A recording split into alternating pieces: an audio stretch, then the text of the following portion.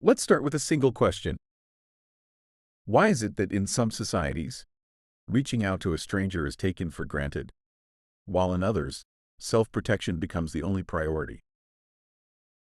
The answer, before it becomes a matter of culture or morality, is something much more fundamental. It is the story of how human beings, as biological organisms, have managed to survive in their environment. Today, we look at the Japanese archipelago, a biological laboratory, unlike any other on Earth. However, this is not a story claiming that Japan is superior. Every culture is simply the product of rational adaptation to its specific environment. The case of Japan is highly suggestive, as an extreme example of how a closed environment can fundamentally shape human behavior. Now, let's begin. Chapter 1. The Biology of Cooperation. Have you ever helped someone? You helped a friend move, returned a lost bag on a train, or reached out to someone in need. If asked why, you might answer, because it's the right thing to do. But from the perspective of evolutionary biology, we see a different answer. In 1971, biologist Robert Trivers proposed the concept of reciprocal altruism. In short, it is a theory that paying a temporary cost to help others works to your advantage for long-term survival. There are 3 conditions. First, the possibility of meeting again. If it's a one-time encounter, being betrayed is the end. But in relationships where you see each other repeatedly, things change. Second, having the intelligence to distinguish between the sincere and the untrustworthy. And third, long-term continuity in relationships.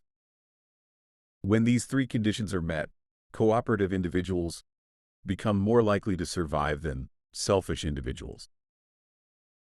The vampire bat is a famous example. They share the blood they've sucked with hungry companions who haven't found any. Later, when they are hungry, they get it back from the one they helped. This is not kindness, it is calculated mutual insurance. On the other hand, if free riders who only take without giving back increase, the system collapses. Therefore, most social animals are equipped with an instinct to detect and exclude traitors.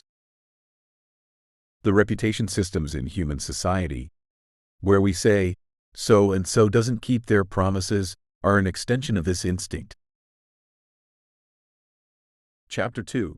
The Laboratory with No Escape.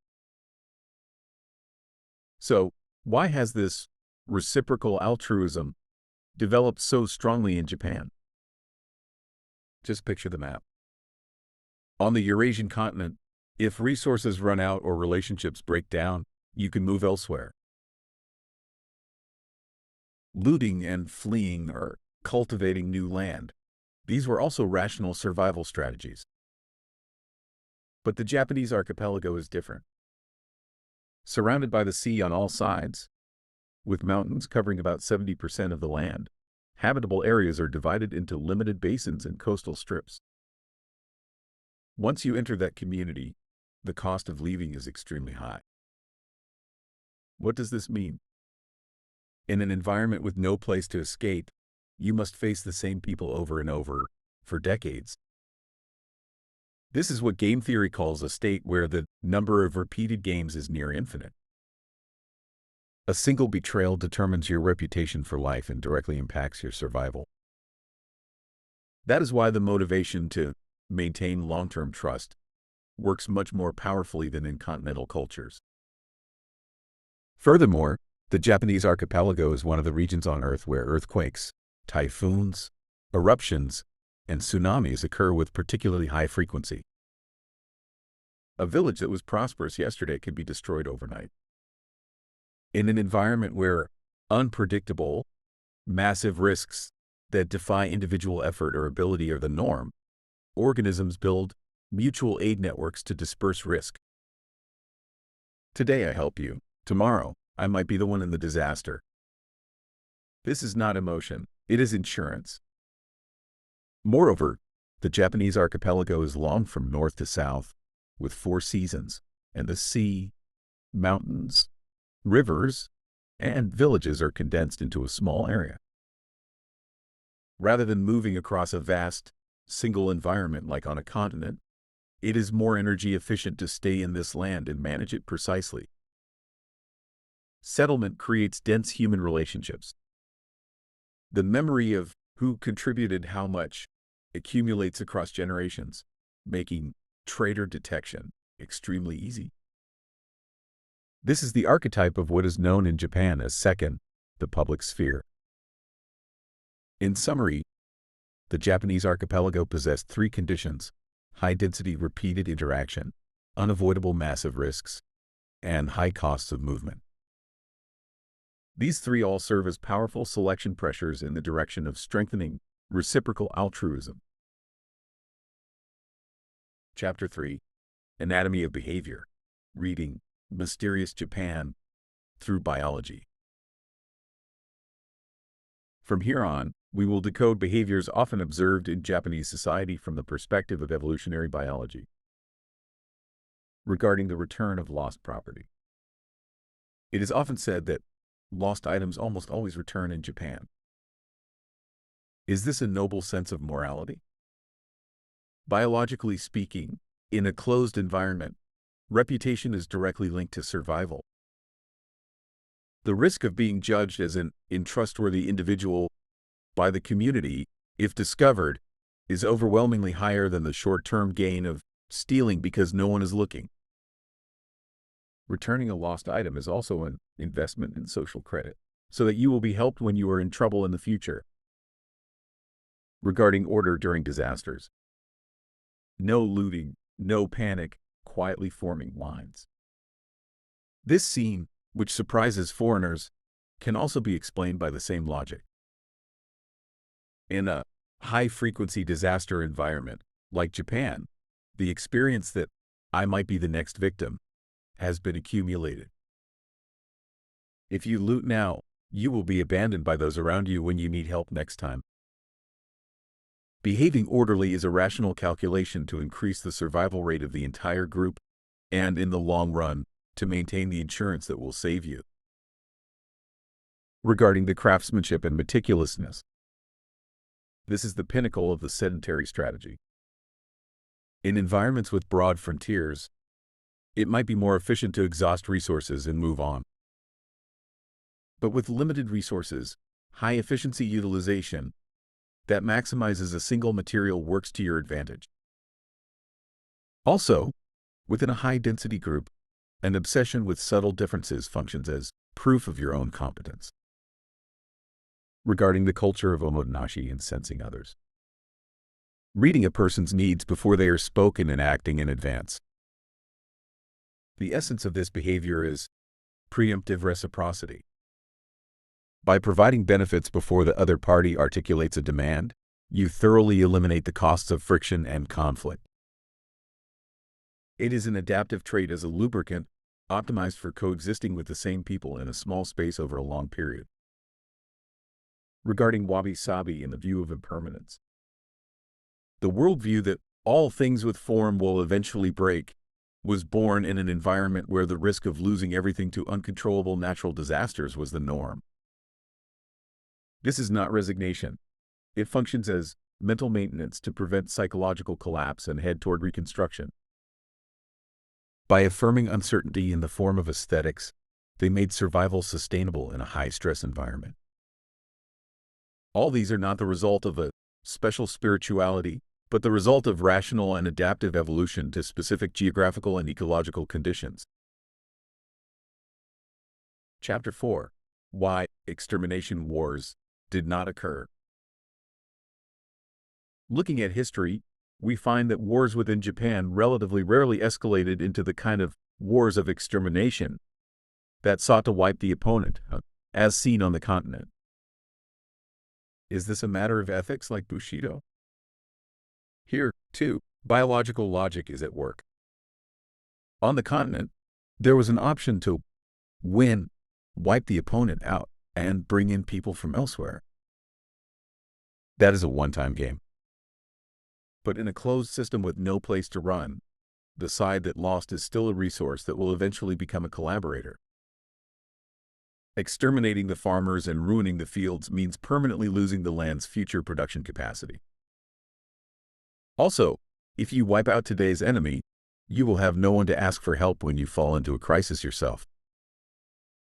The same logic exists in the biological concept of ritualized combat. When animals of the same species fight, the tendency to avoid fatal wounds exists to prevent the mutual destruction of the entire species. Furthermore, when enemies and allies share the same language, culture, and beliefs, an in-group bias works. The other side is not a complete alien. The reputation for reciprocity, that if we surrender to that warlord, the promise will be kept, was shared even on the battlefield. The imperial house can also be read in this context. By having a higher framework that whoever wins, we remain subjects of the emperor, conflicts were more likely to remain internal ranking disputes. This is one of the reasons why the logic of excluding complete others or infidels was less likely to work. The restraint of war in Japan may be described as a biological calculation derived from the environment, more than morality, that exterminating your own kind on a narrow, closed island will, in the long run, lead to our own extinction. Chapter 5. The View of Impermanence, the Survival Value of Acceptance. Why did the Buddhist view of Mujo, that all things are in flux, take such deep root in Japan? One answer is that the environment of the Japanese archipelago already required that worldview. The stone culture, common on the continent, thinking that places value on the immutable and thoroughly pursues causes, is effective for adapting to somewhat predictable stress. However, in an environment where large-scale, unpredictable destruction repeats itself despite your efforts, this thinking mentally breaks people. Continuously asking, "Why me?" drains the energy for reconstruction. The cognitive framework that all things change, what exists now will one day be lost, that is the way of the world, functions as mental maintenance to minimize the psychological impact of loss and move toward rebuilding quickly. The Shikinen Sengu ritual of Ise-Jingu follows the same logic, rebuilding the same structure every 20 years. Things with form will decay, but the pattern, information, technology, is inherited. This is the same structure as the essence of life, where individuals die but information is passed on. The sensibility of loving the changing seasons as beauty is also an adaptation to process change as a reward, rather than rejecting it as stress. This dramatically increases stress tolerance in highly volatile environments. Perhaps Buddhism was accepted so smoothly in Japan not because it changed the Japanese spirit, but because it provided a sophisticated linguistic system for the survival wisdom that had been accumulated over long experience. Chapter 6. Where is this island OS heading now? This system, optimized over thousands of years for the closed system of the Japanese archipelago, is now being shaken by two major forces. One is the disappearance of boundaries due to digital and global economies. In the past, exclusion from the community meant a crisis of survival. But now, you can change jobs, change places, and find new connections online. When the premise of the infinite repeated game collapses, short-term rationality becomes more likely to take precedence over long-term trust. The other is the problem of malfunctioning adaptive traits. When the instinct to exclude free riders from a small community runs wild in a vast network space, it can turn into persistent attacks on specific individuals. The ability to read the air can manifest as delayed decision-making or stifling innovation, in a fast-changing environment. However, at the same time, this unique system may also offer new questions to a chaotic world. For a world concerned about resource depletion and environmental burdens, might this model of settling, circulating, and sustaining become a prototype? In an age of spreading division and distrust, the wisdom of communication that minimizes friction and bases itself on long-term trust might have room for reevaluation. When organisms face a drastically changing environment, there are two paths: to go extinct or to adapt. Like those who survive by accepting the power of nature, like a storm, as the beauty of impermanence, whether this logic of the islands will decay as a product of a closed island or evolve into a new form within an open world. The answer dwells quietly within the choices we, who live in this present moment, make.